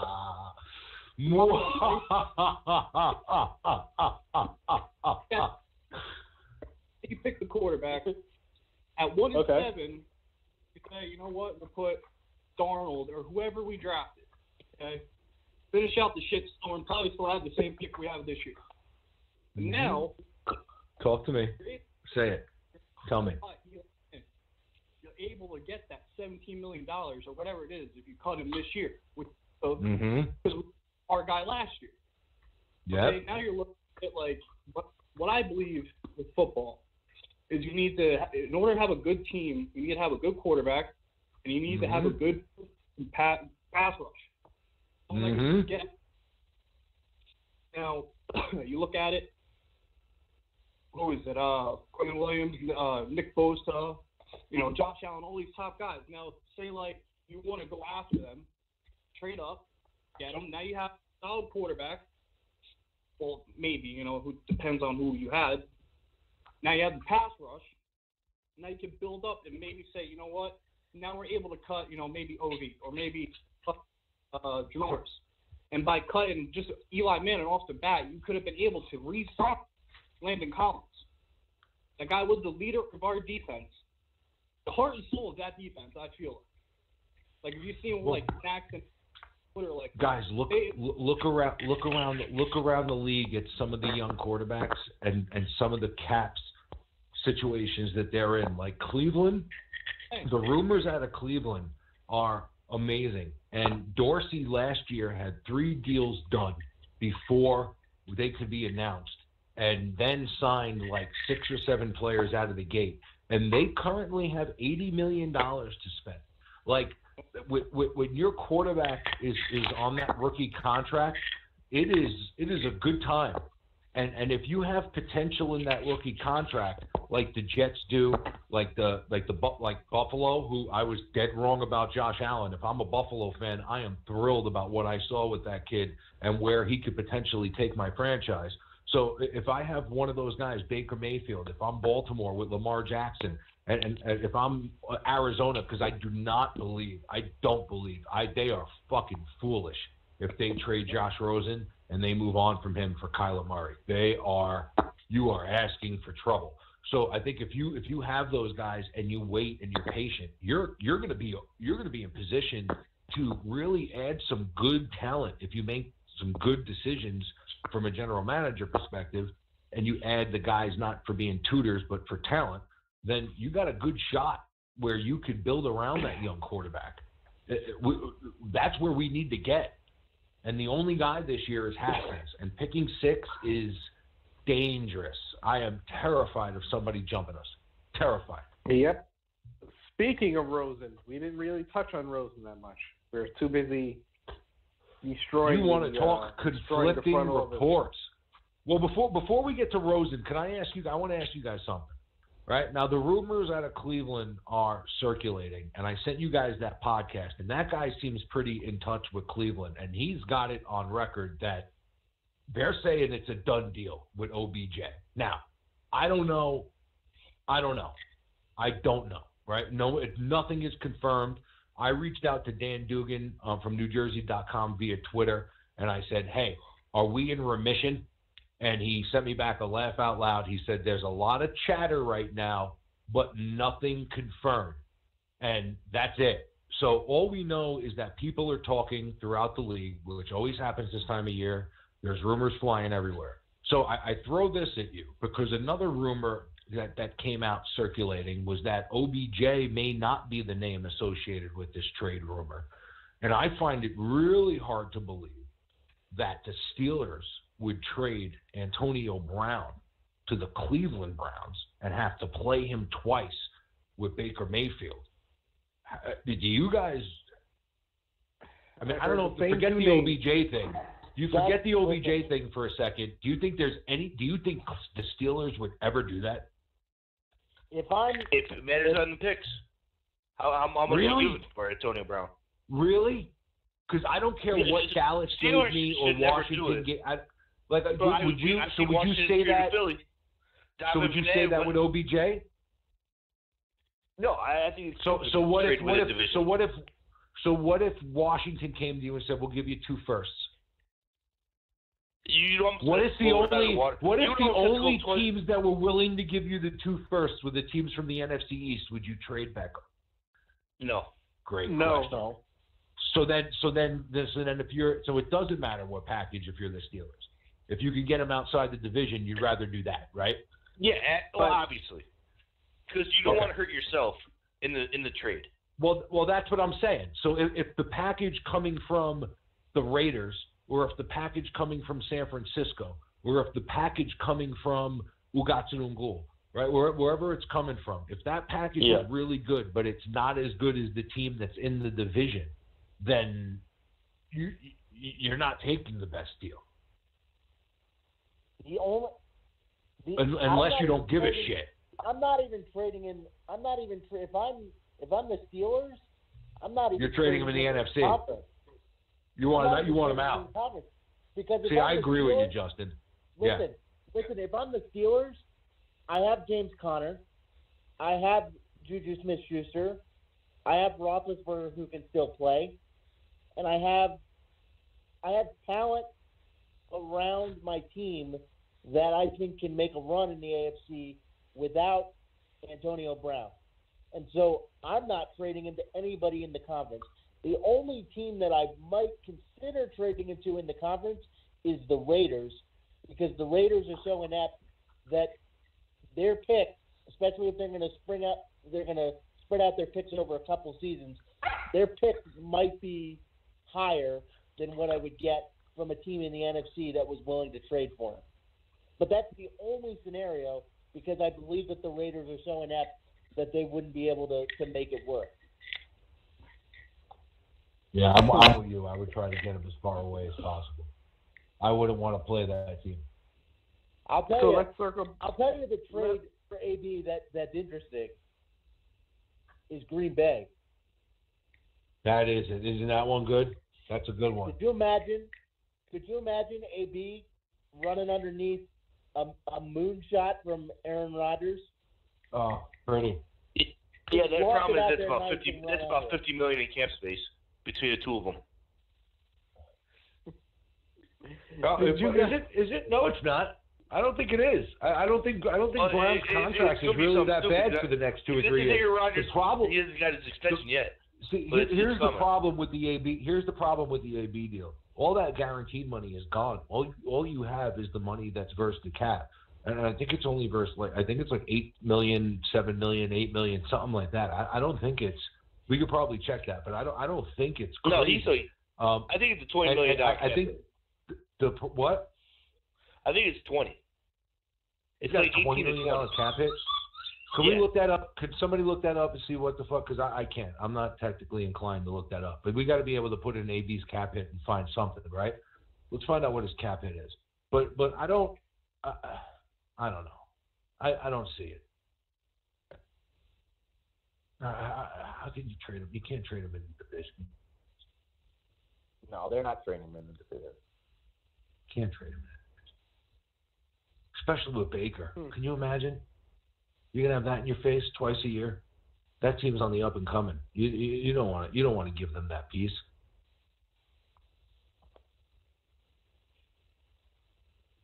I'm trying to look. You want to circle? Who's going to beat me to it?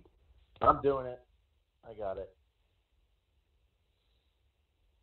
Does anyone want to talk about the Antonio Brown video that he shot? Oh my God! Oh my God! Good thing you didn't pay for him. I hear you say it's your wedding. No, it's your anniversary. Wedding. I hear you being a defense attorney. All right. I hear you being real good as a defense attorney. Yeah. Okay. I hear it's your anniversary. Antonio Brown, 2019 salary cap charge. You ready for this? Go ahead. Are you ready for this? Is it big? Is it huge? It's bigger than we even anticipated. That's why I want to make sure everybody's sitting down and not near any sharp objects. Is it like $23 million? What is it? $22,165,000. Holy shit balls! Who has that money? Raiders, Niners, Cleveland, the Browns. The Browns. Yeah, they're not going to do that though. They can't do that. How could they do that? They're just going to let him eat it? They're just going to eat the contract? I think he wants guaranteed money.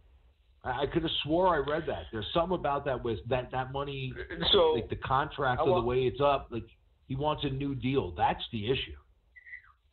So I want to add to the Brown thing. What would actually be by whoever acquired him? Would actually be 15.125 against the cap. So it's a $15 million cap hit for the team that acquires them. Yep, because he's owed a base salary of 12.6, and he's And got if a roster bonus of 2.5. So that's not bad. But if he stays on, or if he's still on the roster for Pittsburgh, we're talking the 22 number, right? The number 23. Yep. Oh my God. All right. Do you guys want to circle back around and talk about Josh Rosen? I want to talk about Josh Rosen. Yeah, we can talk about Josh. So, you want to talk about mixed reports? Jesus. I was listening to some sports talk this afternoon when I got home, and Catherine came out with the report that Kyler Murray was not good in his meetings, right? Mm-hmm. And the theory that was floated out was he good in the one meeting that matters, and does he know that Arizona is going to take him? Well, it's reported that the only good meeting he had was with Arizona, right? I know I saw that Arizona loved the meeting they had with him. If Arizona met with him first and he knows that went well, I mean, what the hell do I care how the others go? If I'm Kyler Murray and I know I'm going to Arizona, am I really that motivated to show out for other people? Oh, now, very true. That's such a bad look. It is a bad look. It's 100%. I agree. It's a horrible look. Yep. My question for you is, with that being the case, if knowing that someone could jump us for Haskins,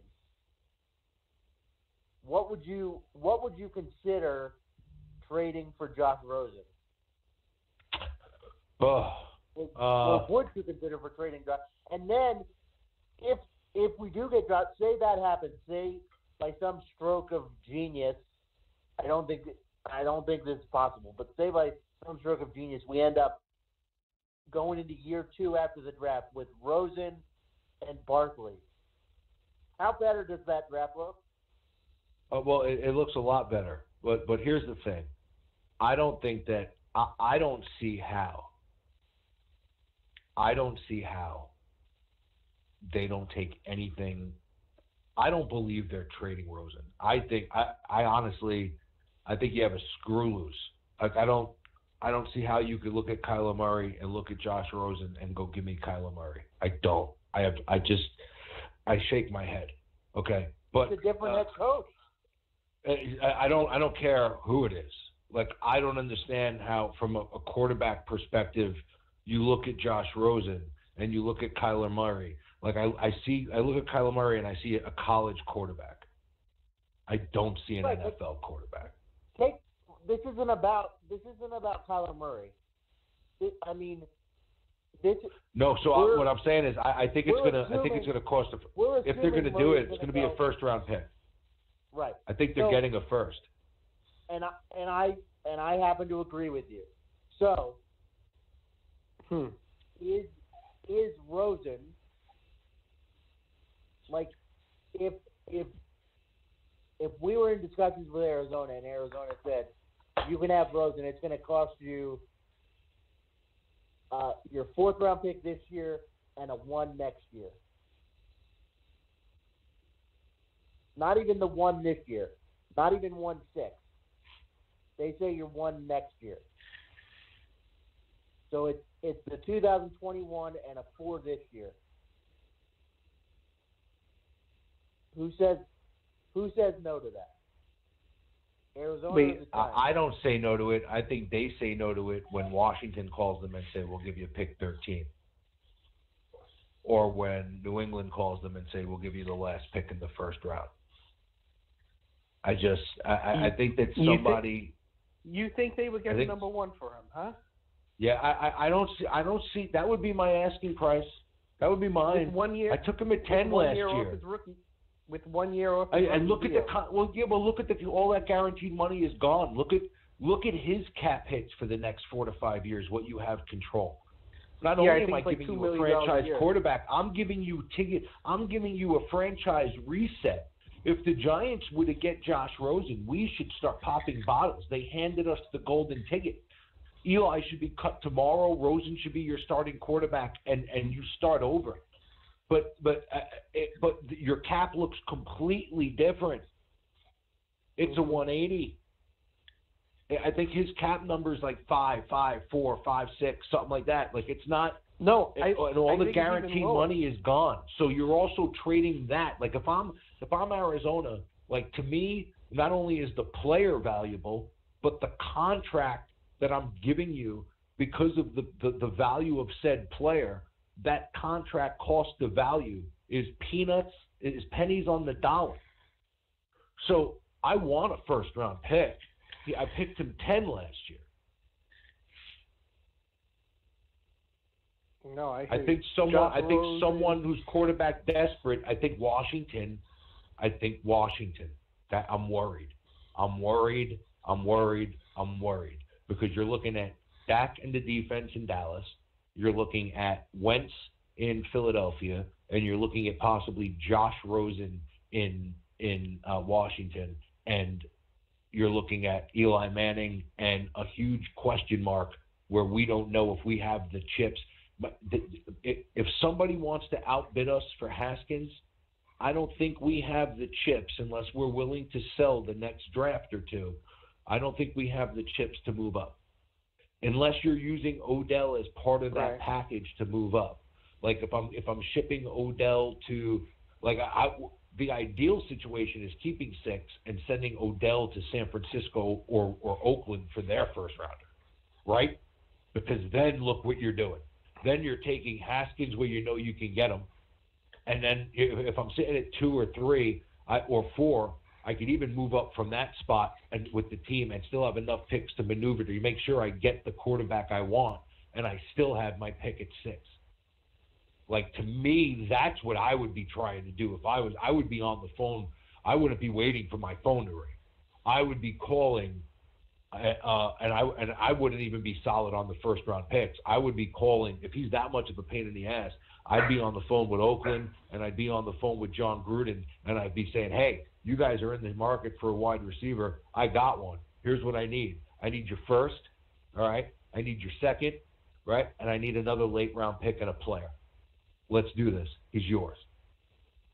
And I would take where I am there, and I'd get my quarterback. I would take a defensive stud at 6, and then I would have the high second-round picks in a deep defensive draft and to add more talent to the roster.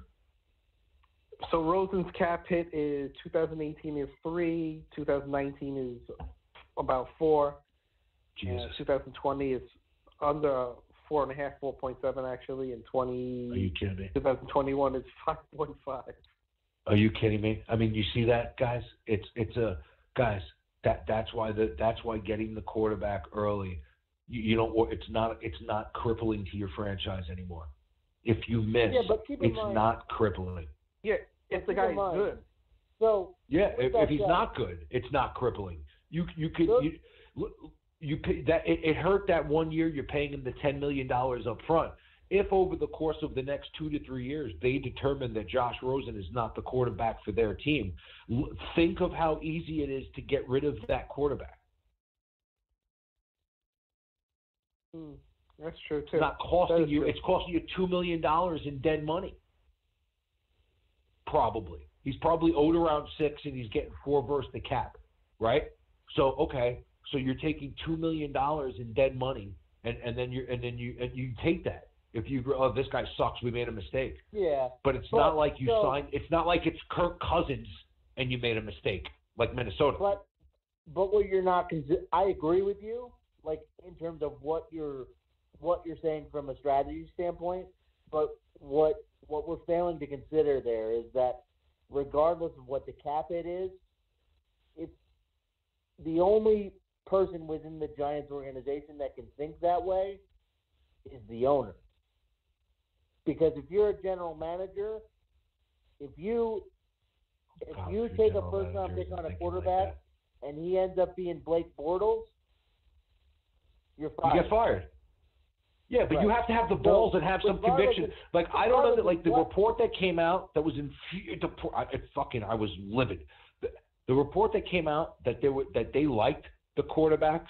Did you guys see that? That they liked the quarterbacks that were coming out last year in the first round. There just wasn't a consensus on which one they liked more. I didn't see that one. Did you see that one? Oh yeah, go check that one out. Make your blood boil. Like that's why you pay a general manager to make a goddamn decision. Like you can't tell me, looking back at it now, that you can't see the fact that you'd be in a better spot with Darnold and the cap space right now. And that's not a knock on Saquon Barkley. That's a knock on where we were at the franchise, where we were as a franchise when we were picking 2. The 2 separate conversations.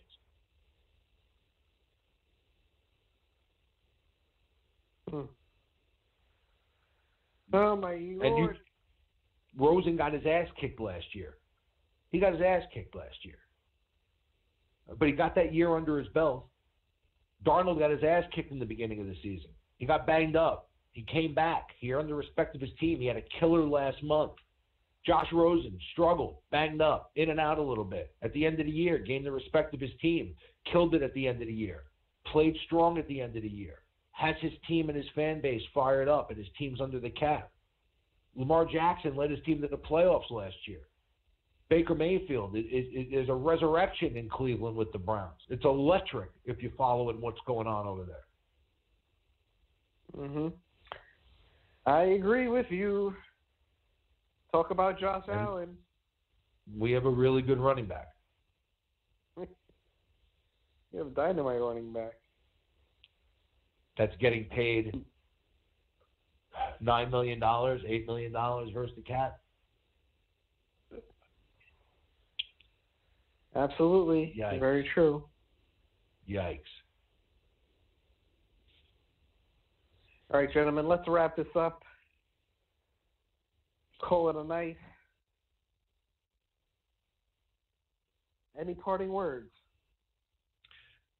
I think I'm going to step out on a limb with bold predictions. I think by the time we come on next week, Odell is traded. No, do you really? Yes, I do. Gonna drop that. I think where there's smoke, there's fire. I think if there's a problem in the locker room, you have to address it. I think that's your heart going over your head. No, I know I don't. I think where there's smoke, there's fire. I think you've heard multiple credible sources, Glazer, Peter King, multiple people. We saw Dorsey and Gettleman speaking there. We know Dorsey's all in Cleveland. We know that there was a problem in the locker room. They could be speaking about anything. The Lil Wayne interview irked a lot of people. Road ice cream. I'm sure they were. I'm sure that's what they were talking about. I'm sure it wasn't about anything else. I'm sure they didn't discuss football. No way. Not those guys. They're going to do the picture that I saw. They were out in the. I think Dorsey was jerking them off. The one I saw. You think they're gonna talk turkey in the stands there? You don't think that you? What do you think? Are you kidding me? That's a closed door conversation. Are you kidding me? You don't think they have preliminary conversations right there? You don't think those conversations were set in motion during those times? Whether they were talking about it or not. Whether they were talking about it or not. I think the only thing that they could have said was, "Call me, we'll chat." Are you open to it? Have that conversation out. Are you open to it? What would it cost? It would cost you picking a couple of players. Here's what I'm thinking. No way that happens. All right, blah. The general public. Well, what? It's not. They're not in public. It's a fucking $80,000 facility. They're not. If they're speaking in hushed tones, nobody would hear them. They're not on megaphones. They could have a preliminary conversation between the two of them.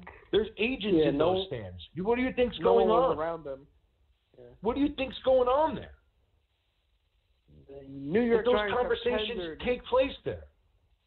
The New York Giants have tendered wide receiver Corey Coleman. Look at that. Good. I think that's a good decision. I like that decision. Good move. If for nothing else other than he showed heart. That's the type of guy. That's the type of guy that we should be targeting. A guy with upside, gonna come in, gonna make an effort to improve and get better every day. Yep. And he was a very good kick returner last year. Not saying that that's the only reason that you sign him, but once he took over the kick returning responsibilities, field position was much, much better. No, I agree with you, and I think he gives value. He brings value at the wide receiver spot too. I think he's valuable there, and that's something that you don't have to worry about. He's a weapon back there. We've seen that, and then I think that he gives you upside at the receiver spot. Quite honestly, that's the other thing that if I'm trading Odell to Cleveland, whatever the package is, I'm also saying to them, you're also giving me Antonio Callaway. Justin? Yes. That's the guy I would want back. Whatever the package is, whether it's 2 1s and Ziegler and Peppers or Osba, or it's the 1 and 2 and Ziegler and Peppers and Osba, you're adding Antonio Coleman to that mix. Sorry. I would like Callaway. I would like them to have Callaway. I really would. I think that would be. I think if you can get Ziegler and Callaway in the deal, I would love that. I'm not in a position. If I'm trading Odell Beckham, I'm starting 100% over, and you're not in a position where you would take a wide receiver or build a wide receiver anytime soon, right? You're going to build your lines first. You're going to bring in your quarterback, and then eventually you're going to bring in a set of wide receivers.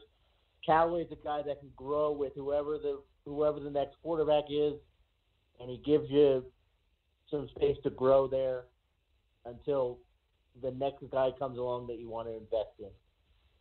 And guys, look, and let me tell you something. I got news for you. I think, despite losing a talent like OBJ, which there'll be a lot of upset Giant fans, I think that if it was to happen, I think when you take a step back and look at it, all right, and if they were to move him and they walked out of here with a revamped offensive line with Ziegler and Williams, Haskins, a guy like Callaway, Coleman, Shep, Ingram, and they trade and they use the other picks for some of that defensive talent in the first round and the second round and throughout the draft, that team is going to be a lot more fun than the team that we've been watching. And the team's going to be better, and we're going to have upside and potential, and it'll be exciting. You'll have a cap space and a quarterback that you're watching get better and progress, and you're building around. That's rallying his teammates. That has some emotion. That leads. Well, this is what you're better hoping. Get Haskins. Better get Haskins, man. Better it. Oh God, if we don't. All right, gentlemen. From me to you, everyone listening, I'm yawning, man. Woof. Bleed Big Blue. Listening online. Always. Thank you very much Bleed for the Big show. Blue. Don't forget to hit that like button. Don't forget to subscribe, and we will talk to you later on in the week or next week. We'll see how that goes. All right, everyone. Peace.